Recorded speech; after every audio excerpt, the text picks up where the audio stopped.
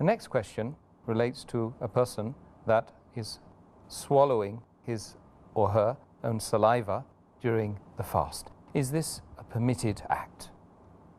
As far as swallowing the saliva is concerned, it is a normal act. It's a natural act. And today science tells us that there are several liters of saliva being secreted by the salivary gland every day. And it is normal, it's natural that the saliva, a human being gulps it down, he swallows it, and this can't be avoided. And Allah says in the Quran, in Surah Baqarah, chapter number 2, verse number 185, when it tells you that you should fast for the full month of Ramadan, and those who are ill on a journey, they can make up the period later on. Then it says, Allah subhanahu wa ta'ala wants to make it easy for you and does not want to put you in a difficulty.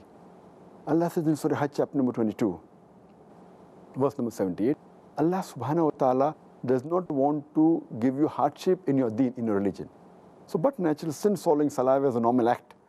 And I know that some people keep on frequently spitting out, and I have some of my friends who do that thinking it's haram to swallow, and they keep on spitting. And imagine if you have to do it the full day, you cannot even offer your salah properly.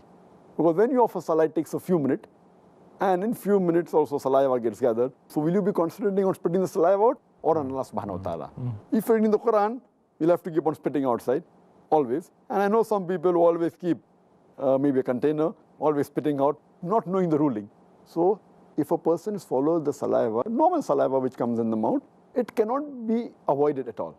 Same way a person, when he breathes the dust, which a person goes to a city which is polluted, and there's dust particles, and you breathe that, and some of it goes in your lungs, or it goes. So it's all this is permissible, because this is a normal day-to-day act, and these do not violate your fast at all.